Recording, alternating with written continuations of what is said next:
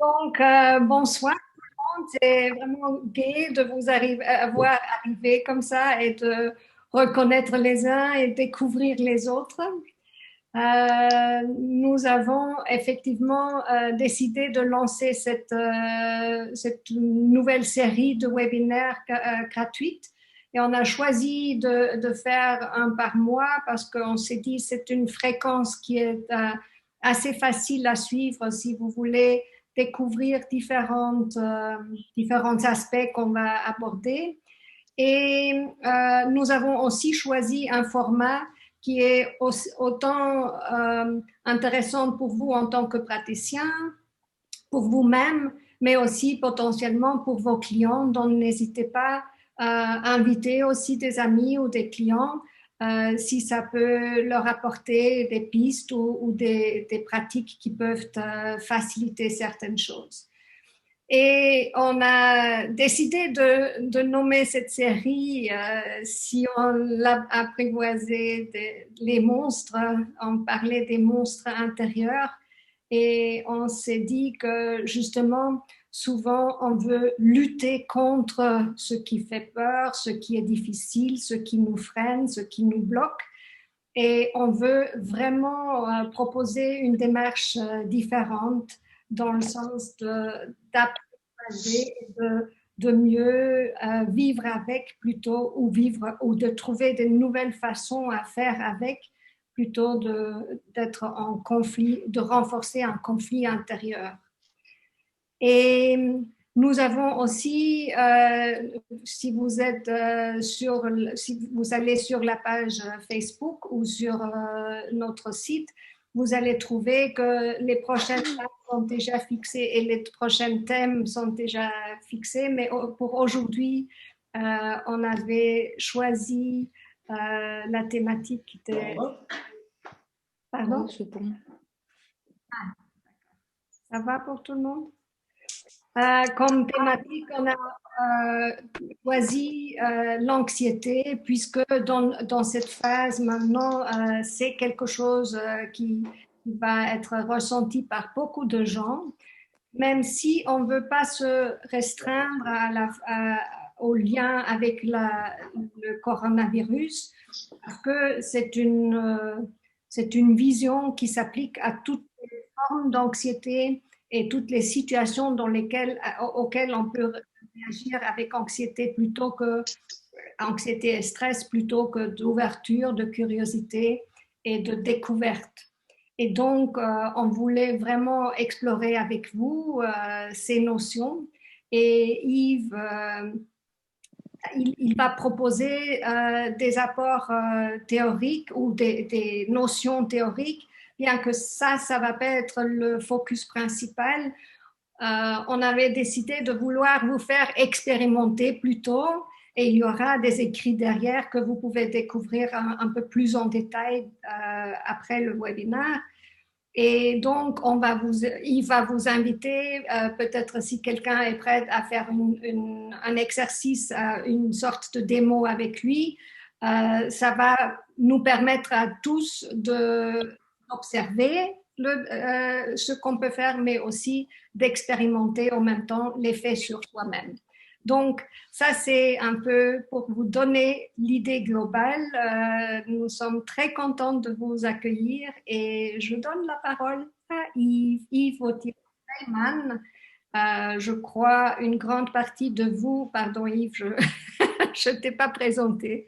Une grande partie d'entre vous le connaissent, mais pour ceux qui découvrent pour la première fois, je préfère quand même présenter. Donc, Yves et moi, on est cofondateurs de IEPRA, mais Yves avait déjà... Me he conectado con una... Es que tenía una... Est-ce que quelqu'un peut Mais c'est fait, c'était 4. mettre en sourdine vos micros, s'il vous plaît? Yves avait déjà fondé une école pour thérapeutes, Therapeutia. Il y a quelqu'un qui a le micro ouvert et il y a du bruit derrière. C'est un peu... Je ne vois pas qui c'est. Claude, peux-tu regarder qui c'est, s'il te plaît? Ah, ici, je peux. Pardon, je dois chercher après comment je peux mettre en sourdine pour tout le monde.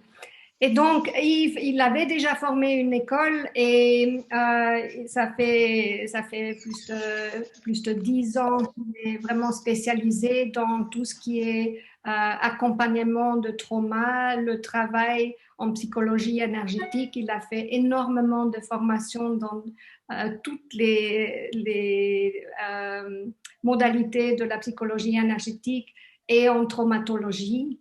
Et il a mis au point une méthode qui intègre plusieurs approches et plusieurs outils en un mode de travail multimodal qui s'appelle le Self-Emotional Balancing et qui est enseigné chez IPRA. Il va certainement vous en parler plus. Et maintenant, je te passe la parole. Merci. Merci Uli. D'abord, bonsoir à toutes et tous. Et je suis très content parce qu'il y en a plein que je connais déjà. Et puis, je vais essayer de ne pas créer de jalousie, mais je vais quand même saluer tout particulièrement Michel Hogg parce que ça fait des années, je pense qu'on ne s'est pas vu. Et ça, c'est vraiment une de mes vieilles amies, copines. Voilà. Donc, je tiens à la remercier. Ça me fait très plaisir de la voir. Voilà. Et les autres aussi, hein. Bon, on n'est pas là pour ça. Bon. Donc voilà, donc il paraît que je dois parler des monstres. C'est bien ça, hein, si j'ai bien compris. C'est à peu près ça. C'est à peu près ça. C'est à peu près ça. OK. Donc ce que je vais essayer d'expliquer un petit peu ici, c'est certains mécanismes que nous pouvons avoir. Bon, il y a des choses que vous connaissez certainement. Et puis on va essayer de mettre ça en pratique avec des petits outils simples à appliquer dans notre quotidien. Et puis aussi, évidemment, peut-être un travail un peu plus personnalisé, si en tout cas l'une de vous ou l'un d'entre vous a envie de s'essayer. Hein, on va essayer de travailler un peu sur nos parties, sur nos programmes. Et donc, effectivement, le week-end prochain, je vais travailler particulièrement sur la compassion au sein de l'école. J'ai été retiré des petits exercices de Thich Nhat Hanh notamment, qui sont assez intéressants et qu'on peut faire en groupe ce soir. Donc, c'est quoi nos monstres intérieurs? Alors, qui aurait une idée de ce que c'est un monstre intérieur? Qui aurait envie de s'exprimer là-dessus? Pas des peurs? Les peurs. Oui, les peurs. Et les peurs, ce serait les peurs de quoi? Mais pour moi, elles ne sont pas toujours conscientes, mais qui me mettent en état de réactivité, de stress face à l'imprévu ou face à ce qui va me faire sentir. Oui. Et si on creuse un peu plus loin, cette peur, évidemment, c'est la peur de quoi? Oh, ça doit être de mal faire, de ne pas être reconnu, de être à la hauteur. Et si on va encore un peu plus loin, d'où vient toutes ces peurs? D'où viennent-elles? Je pense que Sophie, nous, c'est obligatoire de suivre l'information. Parce qu'il y a ta formation qui est dans le téléphone. Ouais. La peur d'être entendu. Oui, parce qu'on entend le téléphone. Alors, donc ce serait quoi la peur finale? La mort. Oui, ça c'est dans le modèle systémique, effectivement, c'est la mort. Hein. On dit toujours peur de mourir. Ici, on n'est peut-être pas obligé de mourir tout de suite, hein. Bon, donc, mais il y a peut-être autre chose aussi d'abord qui nous intéresse. En gros, si on observe bien, c'est toujours une question d'image et d'identité. À quoi ça va me renvoyer dans mon histoire? Est-ce que je vais être aimé, pas aimé, rejeté, abandonné, condamné, jugé, etc. Et ça a beaucoup de liens et affaires avec la compassion et effectivement l'amour inconditionnel que l'on a reçu ou non dans notre enfance. Donc il y a vraiment quelque chose qui nous rattache à ça. Et de là, effectivement, on aura construit une certaine estime de soi, de la confiance en soi, de l'affirmation de soi. Mais si on a eu une fragilité à ce niveau-là, on va effectivement avoir beaucoup de doutes, beaucoup de peurs, hein, beaucoup de petits nuages noirs qui vont flotter et les expériences de vie vont venir ou pas rajouter des couches ou nous sensibiliser. Mais c'est vrai qu'une des bases, c'est vraiment cet amour inconditionnel, normalement familial, que nous avons pu expérimenter ou non, à suffisance ou non. Et c'est ce manque-là, je pense. Après, à côté de ça, derrière ça, effectivement, nous sommes des animaux amenés à mourir. Et comme disaient certains humoristes ou hommes de belles lettres, c'est la vie est une maladie mortelle sexuellement transmissible. Donc, c'est effectivement quelque chose. Ou un autre auteur français, c'était ne prenez pas la vie trop au sérieux, de toute façon, vous n'en sortirez pas vivant. De fait. Alors, qu'est-ce que ça vient vous toucher là, si on dit, tiens, mais cet amour inconditionnel, l'amour familial, l'amour de nos parents, et que vous pensez à toutes vos peurs. Essayez un peu de faire le lien avec ça, avec cette absence ou cette maladresse parfois, ou clairement négligence ou maltraitance. Comment ça vient vous toucher, ça? Est-ce que ça vous sonne juste ou pas? Ça sonne vrai ou pas? Il se lance. Ça me parle. C'est Peut-être Christelle qui parle, oui. C'est Christelle, c'est ça? Oui, c'est ça, oui. Ah oui, je vois Christelle, je vois maintenant là, d'accord. Ok. Et à qui ça ne parlerait pas, par exemple? Ah, Annie!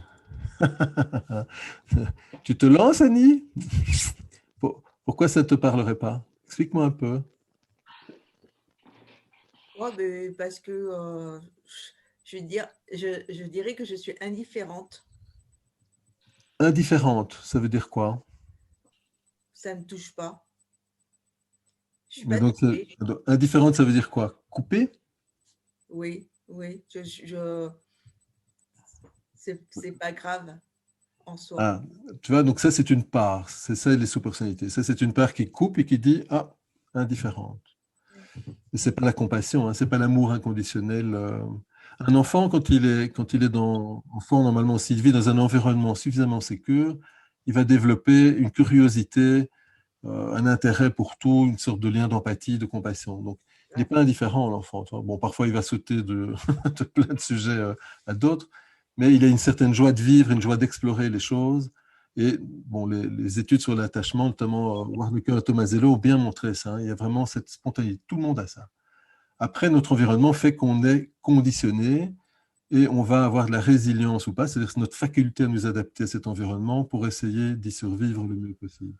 Et tu vois, donc le fait, si on est coupé ou une indifférence, c'est déjà encore la traduction d'une blessure. Évidemment, c'est mieux que si tu es en pleine souffrance, mais c'est encore quelque chose qui est en souffrance parce qu'il veut éviter probablement quelque chose comme la peur de souffrir, d'être rejeté, etc. Donc, ce sont des éléments qui sont intéressants. Ce sont nos monstres intérieurs, hein. C'est vraiment comme ça que nous nous construisons. Si, en tout cas, on a un environnement qui est peu sécure ou clairement dysfonctionnel. Et donc, c'est intéressant de repérer ça. Si je suis en réaction à quelque chose, il y a automatiquement, normalement, une part qui est en train de faire quelque chose pour protéger une autre partie de moi, qu'on va appeler un exilé, si je me réfère aux égostates, aux états du moi, qui sont les parties blessées. D'accord? Donc ça, c'est intéressant, toujours à creuser. Okay, merci Annie. Merci. Est-ce qu'il y a quelqu'un d'autre qui veut signaler quelque chose ou pas? Sinon, je continue. Hein. Donc, c'est quoi ces fameux programmes? Ces fameux programmes, c'est vraiment des programmes qui apparaissent pendant notre développement en fonction de notre environnement. Donc, le modèle des égostates, c'est un modèle qui est assez intéressant, qui a fait l'objet de pas mal de recherches. Et bon, il y a plusieurs outils dans ce modèle. Il y a, par exemple, Strategy Families, qui vient de l'EMDR. Il y a Internal Family System, qui est un modèle assez connu aux États-Unis, mais qui arrive chez nous aussi depuis une dizaine d'années, 10-12 ans. Je crois que c'est 2008 la première fois en France. Il y a d'autres modèles comme SEB, Self-Emotional Balancing, qui est très proche de l'IFS. Hein, c'est une extension quelque part de ça, mais qui a simplifié certains protocoles pour obtenir certains résultats plus rapidement, simplement en respectant l'accord esprit et corps-esprit. et pas uniquement passer par la mentalisation, mais aussi vraiment laisser le corps expérimenter c'est quoi l'amour. À votre avis, comment est-ce qu'on pourrait expérimenter là comme ça l'amour, mais au niveau physique là maintenant, sans que ça devienne une session de- un peu voyoute. Donc, comment est-ce qu'on pourrait expérimenter ça, à votre avis? Qu'est-ce qui pourrait être fait comme geste pour se montrer de l'amour à soi?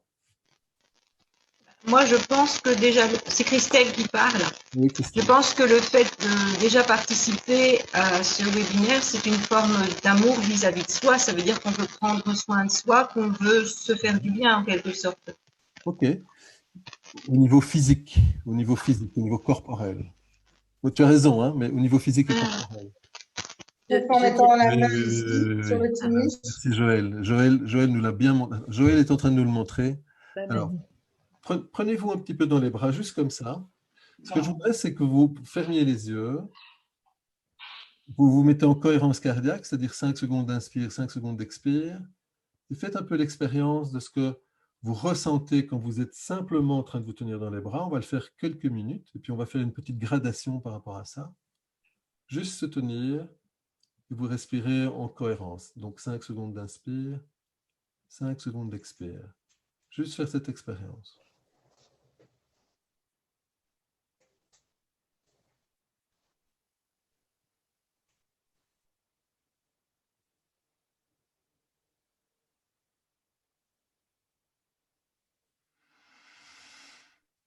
Ok, maintenant, j'aimerais que vous ajoutiez cette intention qu'à l'expire, vous vous envoyez à vous et à toutes vos parts, à tous ces programmes.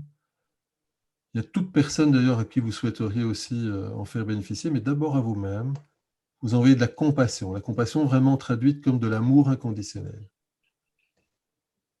Celui que vous auriez voulu recevoir ou celui que vous avez reçu. Vraiment juste à l'expire. Donc 5 secondes, et à l'expire, cette intention d'envoyer de l'amour à toutes vos cellules, à vos corps, à votre espace personnel, à vous-même. Et essayez de mesurer la différence entre le premier exercice et le deuxième exercice.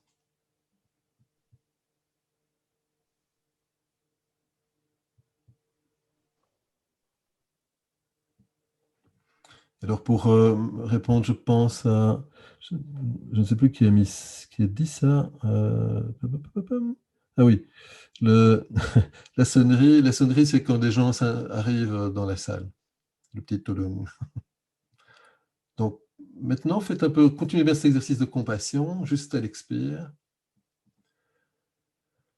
Et j'aimerais maintenant que vous ajoutiez en plus un petit balancement. C'est un petit peu comme si c'était un bercement d'avant en arrière ou de gauche à droite. Vous regardez lequel des deux vous est le plus confortable. Si c'est confortable. Si c'est confortable, vous maintenez ce petit bercement. Si ça vous est égal, vous pouvez rester stable aussi. Donc soit d'avant en arrière, soit légèrement de gauche à droite. Et prenez le temps de bien respirer. Et à l'expire, d'envoyer tout cet amour inconditionnel à toutes vos parts, à tous nos programmes, représentés par ces croyances, ces blessures, ces réactions.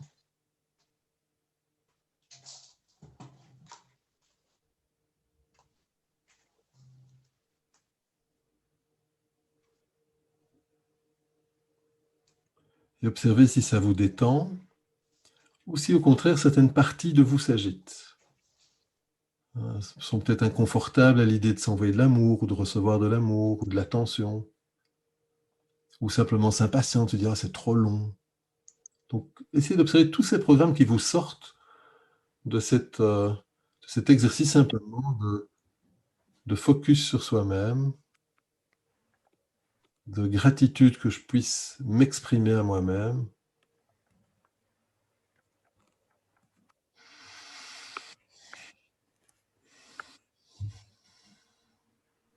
Prenez la mesure de ce que ça vous fait vivre à l'intérieur.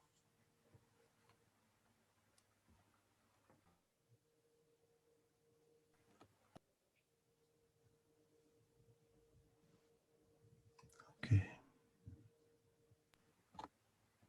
Alors, vous vous sentez là.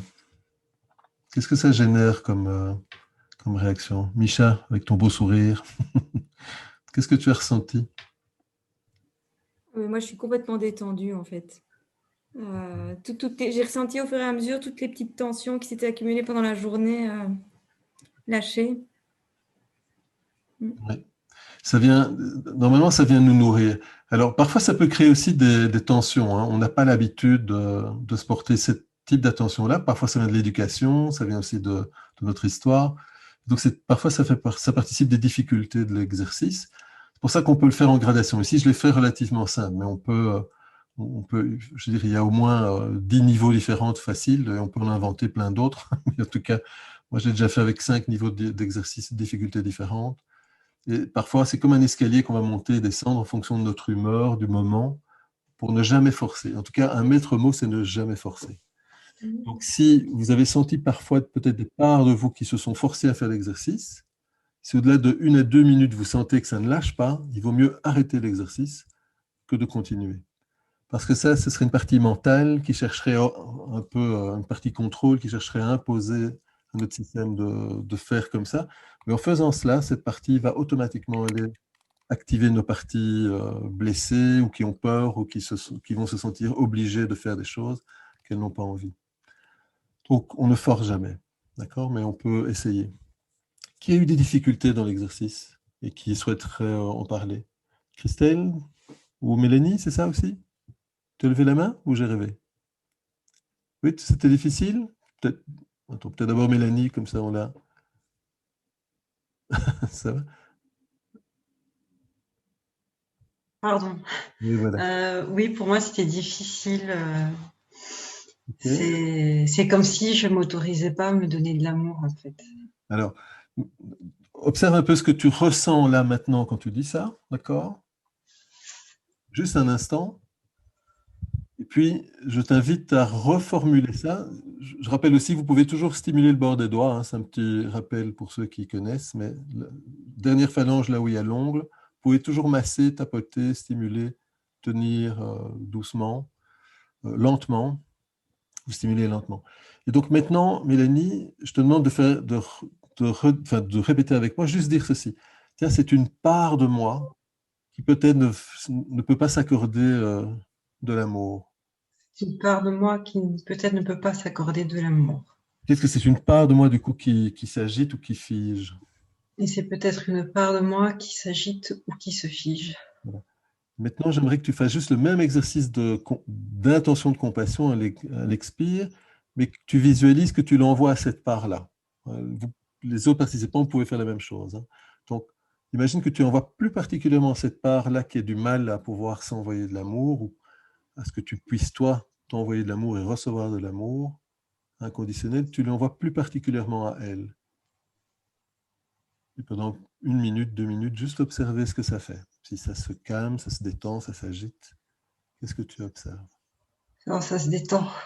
Voilà. Je sens rien. Donc, tu laisses faire. Donc, ça, c'est un accès au self. Le self, c'est vraiment cet espace que tous les enfants avaient, que nous avions tous, hein, qui nous permettent de nous reconnecter avec cette joie de vie, cette spontanéité, etc. Alors évidemment, il y a plein de petits, il y a plein de petits parasites, mais ça, c'est un premier exercice que vous pouvez faire tous les jours. Dès que vous avez une émotion particulière qui est là, prenez le temps de vous poser, faites le bercement, faites le tapping, faites la cohérence cardiaque, mais pensez à juste être dans cette intention. Et je dis bien que c'est une intention, hein, vous n'êtes pas en train de vous envoyer l'amour, c'est une intention. Que vous envoyez juste cette compassion à votre système, à la part de vous qui est agitée, et observez ce que ça va générer dans votre système. Normalement, très rapidement, vous allez sentir un grand apaisement. Et si on continuait l'exercice, eh bien, on partirait dans une session type SEB parce que on va effectivement utiliser cet accès au calme intérieur qui passe par le corps pour pouvoir permettre à toutes nos parts, tous nos programmes qui se sont installés pour nous protéger au fur et à mesure des années qui passent, à pouvoir expérimenter vraiment physiquement parlant ce calme, cet amour, et lâcher leur comportement. Et ça, c'est une légère différence par rapport au modèle IFS où on mentalise beaucoup, hein, on reste quand même dans un dialogue avec les parts. Dans ce travail, par exemple, on n'est pas obligé d'avoir la même intensité de dialogue. Souvent, le système lâche tout seul. ça arrive tout seul. Donc, alors, pourquoi j'ai conceptualisé ça à un moment? Simplement parce que, bon, moi, j'ai eu une enfance un peu, on va dire, un peu compliquée. J'étais maltraité. J'ai une mère qui est clairement pas totalement cool. Et donc, j'ai observé que pendant les années de travail thérapeutique que j'ai pu faire, en passant de la psychanalyse pure à la psychanalyse conversationnelle, en passant par les TCC, par le MDR, je fais beaucoup l'hypnose sous toutes ses formes, même en psychologie énergétique, etc., ou plein d'autres outils, j'observais qu'il y avait des couches qui pouvaient lâcher, notamment en psychologie énergétique et avec le modèle des ego states en IFS, mais j'observais qu'il y avait quand même une part de moi qui restait tout le temps en train d'observer ce qui se passait. Et même si elle exprimait beaucoup de bienveillance, beaucoup de compassion vis-à-vis de mes parts, ces parts blessées n'arrivaient pas à lâcher complètement. Et donc, je me suis interrogé. Je me suis dit, mais c'est quand même bizarre parce que j'ai vraiment l'impression qu'il y a encore un programme que je n'arrive pas à voir, à capter, à mesurer, etc. Et en creusant le modèle IFS, dont je suis devenu superviseur il y a quelques années, j'ai réalisé qu'il y avait ce qu'on appelait aussi le self-lag, c'est le roi des managers, le roi des parties qui contrôlent. Et ce self-lag, il est très souvent en lien avec des blessures précoces, c'est-à-dire d'attachement, et souvent avant nos 4 premières années, c'est-à-dire avant que nous commencions à développer nos mémoires identitaires. Donc, ce programme, il n'a jamais expérimenté notre identité, sauf au fur et à mesure de notre développement, on va dire, d'enfant normal. Et donc, il était juste incapable de pouvoir réaliser qu'il n'est pas nous. C'est juste un programme, il est tellement collé qu'il est complètement persuadé qu'il fait partie de nous, il est nous. Sauf qu'en face, nos parties, nos blessures, nos programmes réalisent bien qu'en face d'eux, ils n'ont pas cette expérience du calme intérieur, de self, et donc du coup, elles se détendent, mais pas complètement. Et si vous avez déjà fait des expériences un peu plus d'éveil ou bon, ça peut être mystique ou d'autres, mais des choses vraiment profondes, de connexion avec la nature, etc. Et là, vous vivez des expériences où on est vraiment en lien avec le self, et les choses lâchent toutes seules. Ça a l'air évident. Il y a une sorte d'évidence qui est présente. Et dans le travail thérapeutique, je me suis dit, mais comment est-ce qu'on pourrait ramener une attention sur cet espace sans passer par ma tête, sans que je passe par une part de moi qui est en train de faire quelque chose? Parce que si je fais ça, je suis automatiquement, à un moment, j'arrive à cette partie toute première et qui est en train de faire. Et donc, je ne peux pas lui demander d'être jugé parti, je ne peux pas lui demander de se voir, c'est impossible. Donc, c'est là que j'ai eu l'idée de revenir vers le corps. Je me dis, mais le corps ne ment jamais. Si on revient à l'observation du calme, donc en amenant ce calme dans le corps, il va se passer peut-être quelque chose. Et c'est ce qui s'est produit. Et donc, c'est comme ça que Self-Emotional Balancing est arrivé, est né. C'était vraiment ça qui nous a amené à faire cette découverte. Donc, ici, dans l'exercice, ce que je vous invite, c'est faites cette expérience de temps en temps de respiration compassionnelle avec ou non les bercements. Les bercements, en plus, ont d'autres fonctions. Les bercements, ils vont travailler directement sur le nerf vague. Ils vont aussi être en lien avec certains réflexes archaïques d'attachement qui amènent une certaine sécurité de base, etc. Donc, ils ont plusieurs fonctions, pas une seule. Et donc, parfois, ils peuvent remplir vraiment un rôle en plus de réparation par rapport à des réflexes qui ne seraient pas intégrés. Les réflexes archaïques, pour mémoire, pour ceux qui ne connaissent pas, c'est des réflexes qui vont aider à l'apprentissage pendant, on va dire, la gestation et puis après la naissance du bébé. Ils ont des fonctions à remplir chronologiquement, ils vont apparaître à un moment donné, ils vont normalement être intégrés après un certain nombre de semaines ou de mois de façon naturelle. Mais quand un de ces réflexes ne s'intègre pas correctement, il va continuer à nous impacter dans notre quotidien. Exemple, si vous observez autour de vous des personnes qui ont du mal à rester calmes sur leur chaise, qui sont tout le temps en train de s'asseoir dans des positions un peu bizarroïdes, c'est un réflexe archaïque.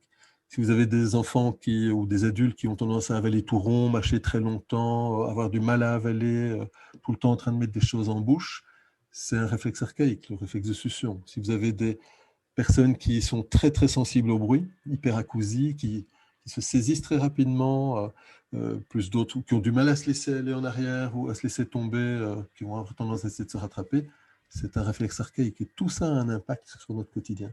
Donc là, il y a vraiment plein de choses qu'on peut aller explorer. Mais la base, c'est la compassion.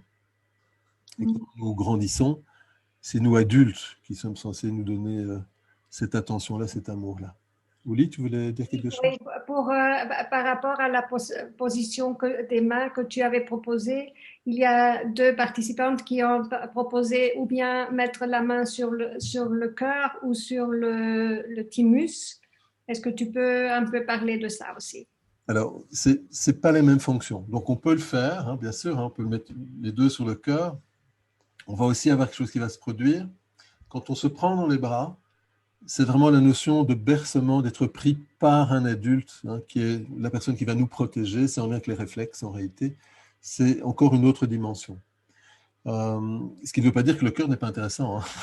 Donc, il ne faut pas l'oublier.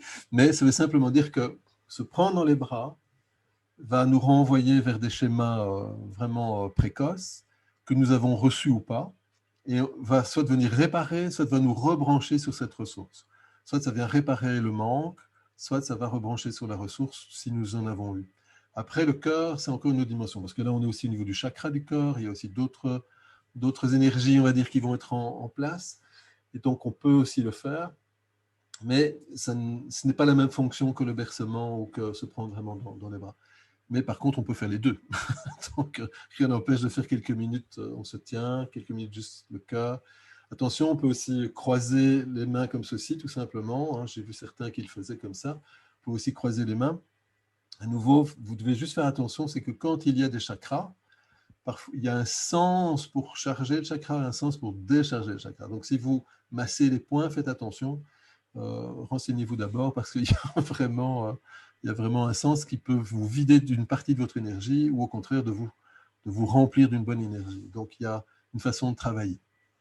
Je pense qu'il existe une vidéo sur la chaîne YouTube IPRA avec les chakras, il me semble, où c'est expliqué pour ceux que ça intéresse. Donc, vous pouvez aller... Je vous rappelle qu'il y a une chaîne YouTube IPRA.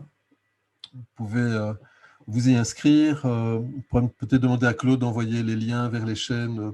Ça va être dans le mail après le webinaire. Vous allez recevoir un mail avec le lien pour le replay. Vous allez recevoir une newsletter avec plus d'informations, un peu plus théorie de fond. Et on va mettre aussi le lien pour la chaîne YouTube et aussi le lien pour notre site academie-ipra.com parce que là, vous trouvez aussi l'enregistrement. Par exemple, il y a un enregistrement sur la compassion, la présence. Vous allez retrouver certaines notions là-dedans ou de stabilisation que vous pouvez utiliser avec vos clients. Et évidemment, régulièrement, il y a aussi des formations sur toutes ces notions. Donc ça, n'hésitez pas à nous contacter ou à suivre dans notre newsletter. Vous aurez des informations régulièrement. Yves, peut-être ce qui serait intéressant encore d'aborder, c'est que qu'est-ce qu'on peut proposer justement quand une personne, tu as donné des explications, mais si on n'est pas formé, qu'est-ce qu'on peut proposer à des personnes où ça ferait le contraire, l'effet contraire. Ils ne sont pas rassurés, ils sont peut-être même un peu plus activés. Et s'ils n'ont pas fait déjà un travail comme ça et si les personnes ne sont pas formées, est-ce qu'il y a d'autres choses qu'on peut faire pour ce type de personnes? Alors, bon, il y a toujours évidemment plein de choses à faire. Hein. Donc, la première chose, c'est reconnaître le programme qui est en place. C'est-à-dire, OK, ben, je vois bien qu'il y a un programme, il y a une pensée qui est là. Hein. Ben, cette pensée est présente, d'accord? Bien, par exemple, Thich Nhat Hanh, il propose une forme de mantra. C'est un mantra que ben, les étudiants vont l'expérimenter dans quelques jours, mais je l'ai déjà mis en pratique avec certains, pendant la formation sur les enfants, par exemple, et sur l'attachement. C'est un simple mantra. Donc, je rappelle toujours, penser à stimuler le bord des doigts, c'est toujours mieux que de ne pas le faire. Mais voilà. Donc, ou tenir un point, ne fût-ce que tenir le bord du doigt, hein, toujours là où il y a l'ongle sur le côté, des nerfs phalanges. Donc, premier mantra, je voudrais que vous répétiez en boucle dans votre tête. Hein, vous ne devez pas le faire à voix haute. Voilà, OK. Donc, chère part, hein, ou chère pensée, ou chère activation. Hein, chère part. Voilà, je vois que tu es là. Et je suis là pour toi. Vous répétez vraiment en boucle, OK, je vois que tu es là, je suis là pour toi. Prenez vraiment ce temps-là. Je vois que tu es là, et je suis là pour toi. Et répétez vraiment en boucle.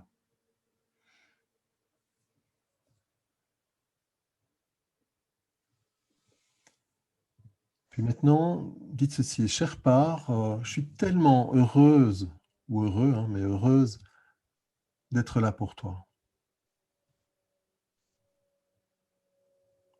Et répétez en boucle. Hein. Chère part, je suis tellement heureuse ou heureux d'être là pour toi. Comme un mantra.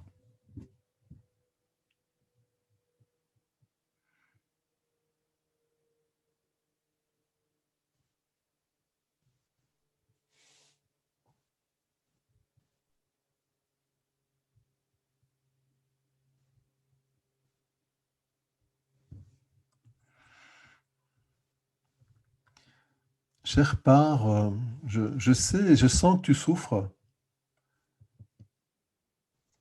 Et je suis à 200% pour toi et avec toi. Hein, chère part, je sais, je sens que tu souffres. Et je suis vraiment à 200% avec toi.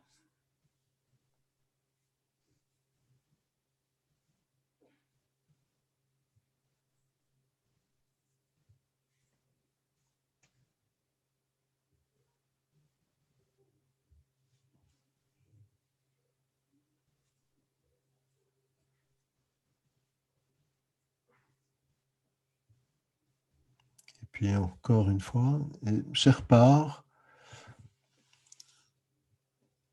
je te remercie de m'aider.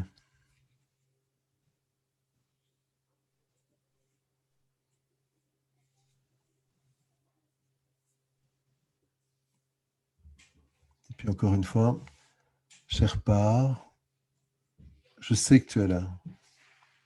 Et je suis à 100% avec toi. Prenez le temps de mesurer ce que ça vous fait vivre à l'intérieur.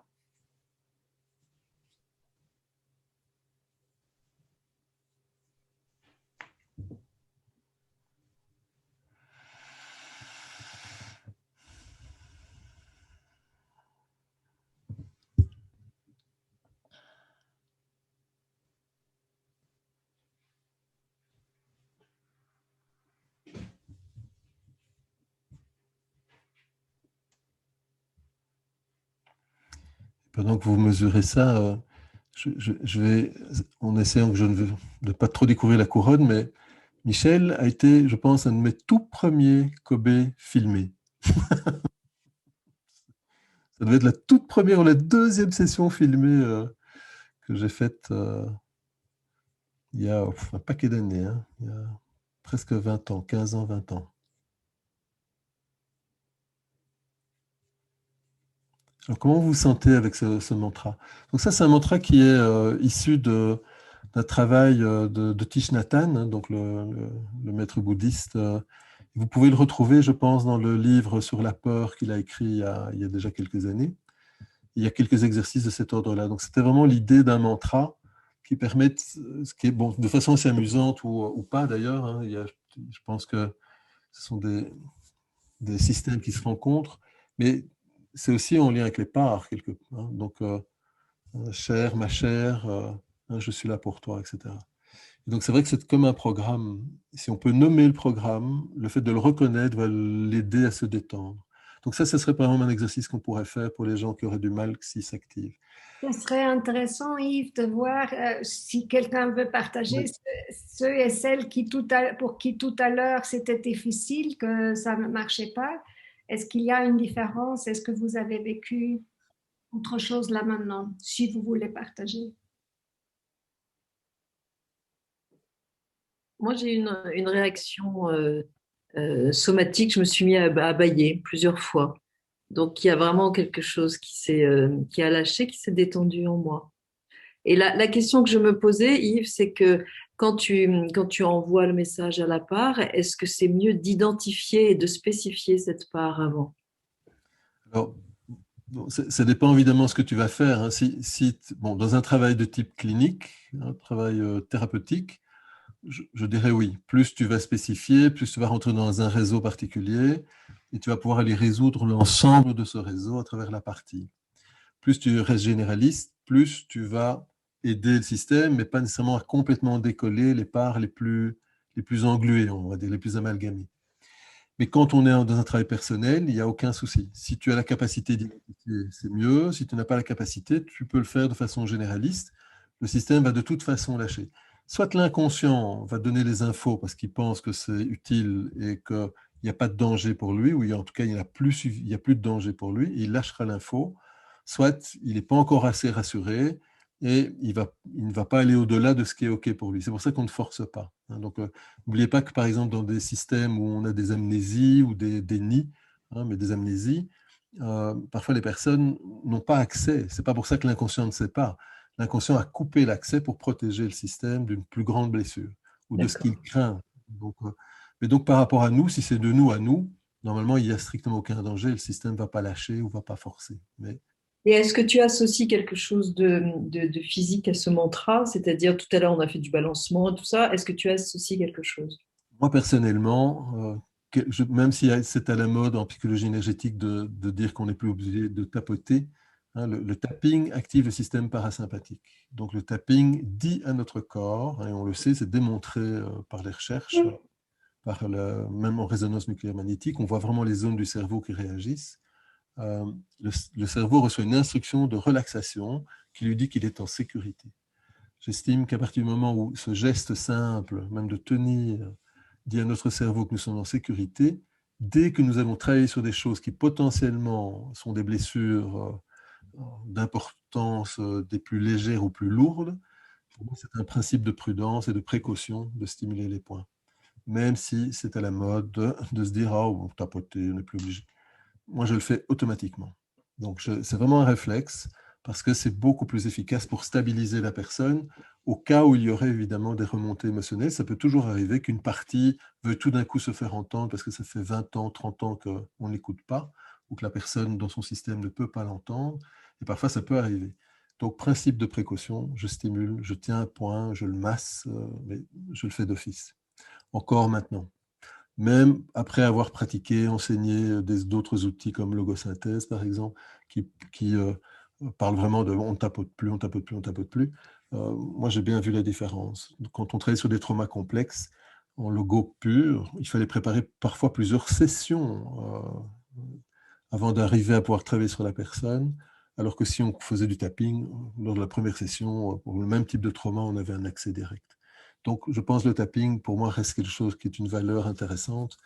Je rappelle aussi que Bessel van der Kolk, qui est quand même une des sommités mondiales dans le trauma, avait été interviewé il y a quelques années, 4-5 ans, je pense, lors d'un congrès de la CEP auquel je participais aux États-Unis. Et il avait dit que pour lui, c'était vraiment la découverte du 21e siècle, c'était le tapping, parce que ça facilitait tellement le travail et la stabilisation. Donc, précaution, tapoter, pour moi. Tapoter ou tenir un point. Maintenant, je privilégie plus les points RIMAP, ça c'est un autre outil que les points EFT, mais voilà, mais en tout cas déjà, vous avez cette capacité-là. Il y a, je ne sais pas qui c'est de Quantum Way, mais elle ou il nous dit, ça c'est enfin détendu pour moi, merci, donc c'est chouette. Okay. Et il y a Mao qui a levé la main et elle voulait dire quelque chose, je crois. Ok. Mao. Merci. Oui, moi je ne suis pas très familière avec le tapping, mais je trouve que c'est agréable à faire. Est-ce qu'en soi, c'est sécurisant tout le temps? Je suis dans une position où je ne suis pas très à l'aise face à quelqu'un, je peux faire ça, d'office, oui. Ça va donner une sécurité de base. En gros, plus tu stimules les points, au plus ils vont devenir réactifs, au plus vite ils vont réagir. Donc par exemple, quand j'ai eu j'accompagne parfois des dirigeants d'entreprise, je vais donner un exemple. J'ai formé la Croix-Rouge, les intervenants, les bénévoles en risques psychosociaux, donc les attentats, etc. C'est une des bases que je leur ai enseignées. Ça a permis d'éviter beaucoup de traumas à rebond. Et par exemple, il y a quelques années, je me rappelle, il y a déjà 15 ans, un des directeurs de la Croix-Rouge qui avait du mal à prendre la parole en public. C'était un peu embêtant parce qu'à l'époque, il devait prendre la parole en public toutes les semaines. Et donc, en 2-3 sessions, c'était complètement vidé. Donc oui, c'est une stimulation. Les étudiants, les enfants, c'est vraiment très, très facile. Voilà. Il y a des vidéos sur la chaîne YouTube qui expliquent un peu tout ça. Et voilà. Mais donc, oui, bien sûr, c'est une bonne base. Merci. J'ai une petite question. Les parts, ce serait donc, c'est comment on nomme un état de stress conscient, inconscient. On sent qu'il y a quelque chose qui bloque ou qui nous met en difficulté. Ouais, c'est un mot, on peut l'appeler part, on va pas l'appeler stress, quoi. Le modèle est le suivant. En négocie, le modèle est le suivant. Ce qu'on appelle une part blessée, l'exilé, c'est le trauma. C'est vraiment, on a eu un épisode traumatique, on n'a pas pu le digérer, on va l'appeler un exilé. Si on n'arrive pas à le digérer, normalement, on est en le mois, ce qui est le temps, on va dire, de digestion normale d'un trauma. Je ne parle pas d'un deuil ou de situation hyper difficile, hein. Je parle d'un trauma simple, on va dire. Voilà. Ce trauma, s'il n'est pas digéré, donc le fameux exilé va finir par générer de l'inconfort, de la souffrance, donc c'est apparition d'angoisse, anxiété, de la peur, de la tristesse. Et ça, au départ, c'est pas pour nous faire souffrir, c'est parce que notre inconscient cherche à attirer notre attention sur le problème pour qu'on puisse s'en occuper. Sauf que si nous sommes trop jeunes ou si l'environnement ne nous permet pas de nous sentir en pleine sécurité, parce qu'on continue peut-être à être agressé ou il y a d'autres épisodes de vie, le système n'y arrive pas. Donc là, on va avoir ce qu'on appelle la dissociation, ces phénomènes de dissociation, on se coupe. Deuxième niveau de dissociation, c'est un autre type de part, on appelle ça des protecteurs. Les protecteurs, il y en a de deux genres. Le premier, c'est les pompiers. Pourquoi? Parce qu'ils cherchent à éteindre le feu de la souffrance, d'accord? Et les pompiers vont se traduire par des comportements de défense ou d'évitement de la souffrance. Ces comportements sont les suivants: des TOC, les ruminations mentales, les addictions, les phobies, les comportements excessifs, workaholic, sexaholic, sportaholic. Donc, dès que j'observe des comportements d'évitement, donc rumination mentale, TOC, addiction, phobie, comportement excessif, ça pourrait être aussi amnésie, déni, je me coupe carrément, eh bien, ce sont des protecteurs qui, au départ, vont chercher à couper la souffrance. Effectivement, l'alcool peut me couper de la souffrance. Bosser comme un fou peut me couper de la souffrance. Boire, manger, faire du sport et plus me savoir m'arrêter va me couper de la souffrance. Sauf qu'à un moment donné, ces mêmes protecteurs, pompiers, vont commencer à prendre trop de place dans mon système. Et donc là, il y a un deuxième type de protecteur qu'on appelle des managers, c'est la partie très contrôle, qui vont dire: oh, tu manges trop, tu bois trop, tu rumines trop, tu toques trop, tu trop. Et là, il commence à y avoir des vases communicants. Ça, c'est en plus dans un système où il n'y aurait qu'une seule blessure. Mais alors imaginez que si vous avez 2 blessures, 3 blessures, 4 blessures et leur protecteur, ça devient un petit ring de combat avec en plus des associations, c'est-à-dire vraiment des alliances de blessures avec leurs protecteurs contre d'autres blessures et leurs protecteurs. Exemple, si je n'ai pas reçu suffisamment d'amour et donc d'estime de moi, je vais peut-être développer un processus, un mécanisme de défense, un pompier qui va m'amener à me mettre toujours en avant, aller prendre le devant de la scène, prendre la parole en public, parce que j'ai besoin d'être reconnu, de montrer que je suis intelligent ou que je suis beau. Bref, j'ai besoin de nourrir certains manques. Et donc, des parts de moi vont être peut-être extraverties.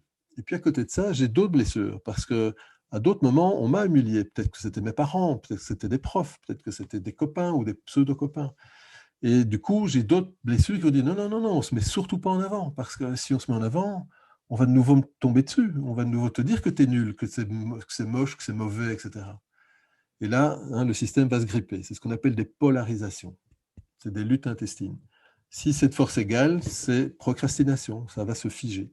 Si l'un gagne, l'autre va revenir au galop parce que je coupe, du coup je suis nouveau en lien avec la souffrance, ou au contraire, les pompiers continuent, du coup les managers continuent à attaquer. Donc notre système est complexe, d'accord ? Donc c'est clair que quand on peut nommer les parts, si je reviens à la question de Joël, si on peut nommer les parts, c'est plus facile d'aller tout de suite repérer la blessure et évidemment la traiter. Mais chacun son métier. Donc, on peut, déjà, si vous êtes en train d'identifier vos parts, c'est déjà génial. Vous en occuper tout seul, c'est quasi pas possible s'il y a des troubles de l'attachement. Parce que le fameux self-like va être une partie, on ne sait pas s'en occuper tout seul. C'est impossible. Moi, j'ai bien vu, après des années de pratique, y compris en IFS et d'autres, il restait le bug. C'est quand j'ai capté que je pouvais passer par le corps, que finalement je l'ai fait, mais en me faisant moi-même aider encore par d'autres pour pouvoir être sûr que je ne mélangeais plus les genres, je ne faisais plus cette erreur.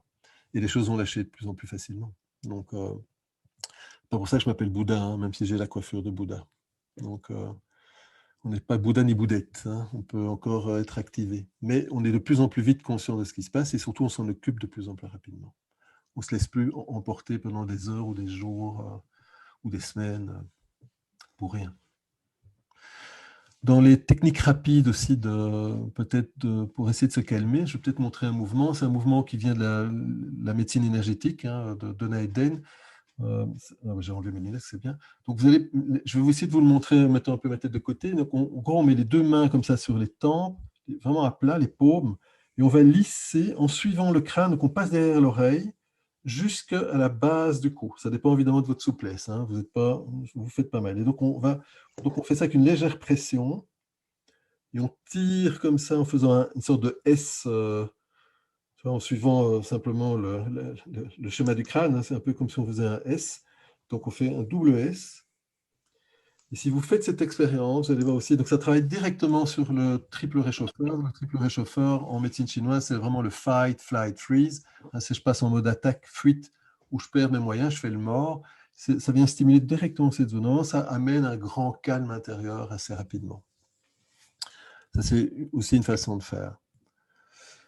Si vous avez, par exemple, vous avez tendance à vous figer assez rapidement, donc il y a cet exercice-là, mais on peut également faire ce qu'on appelle le trijumeau.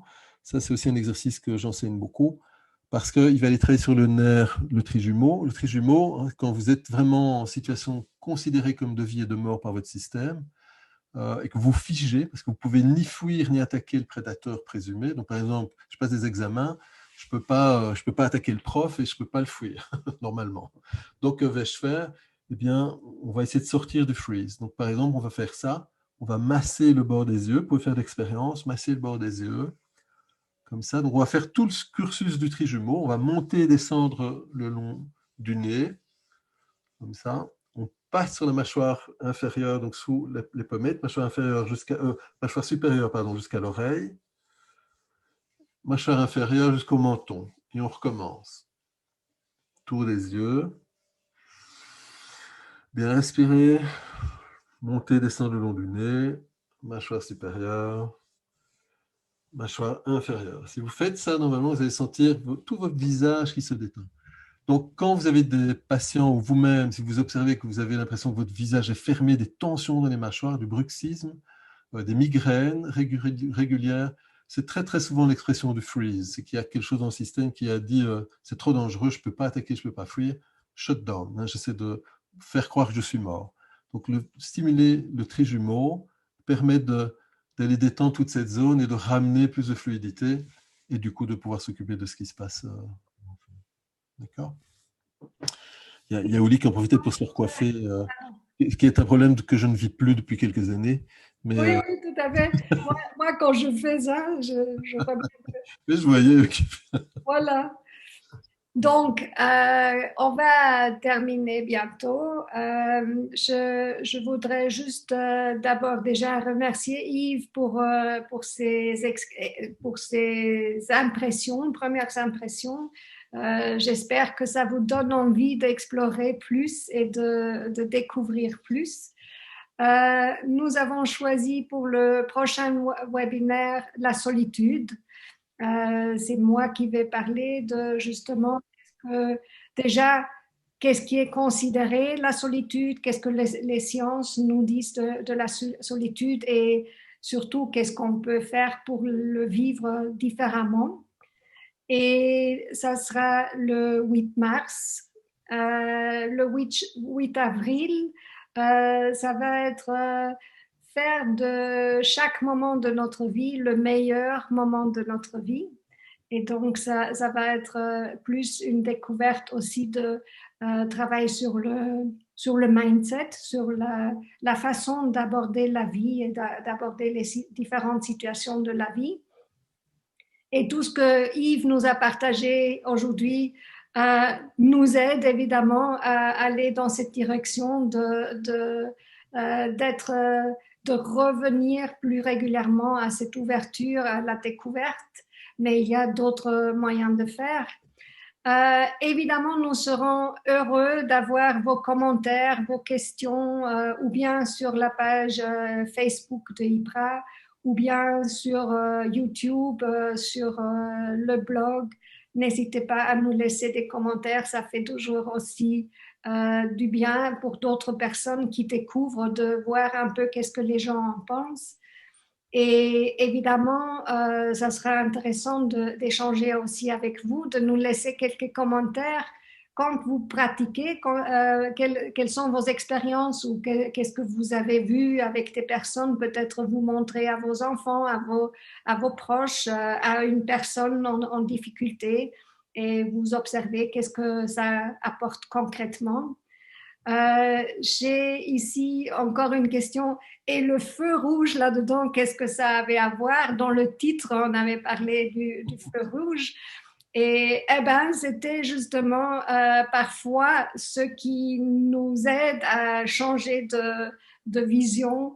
C'est aussi le paradoxal, l'humour, un peu prendre les choses à contre-courant. Et donc, ça, c'était aussi une manière de l'introduire dans le titre et évidemment de créer la curiosité. Et la curiosité nous amène à plus d'ouverture à la découverte.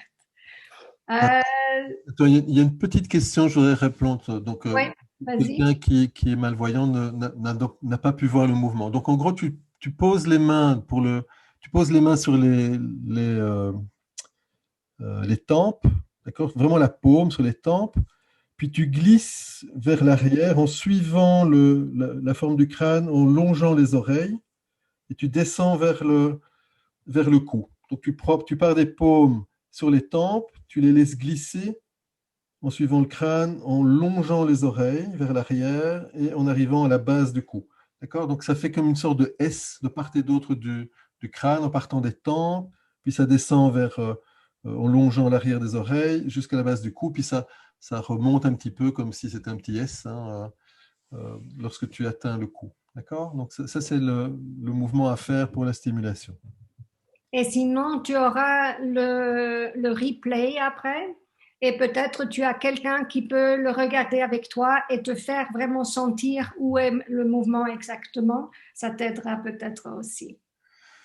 Eh bien, merci beaucoup à vous tous. Merci pour vos commentaires. Ça fait vraiment plaisir aussi.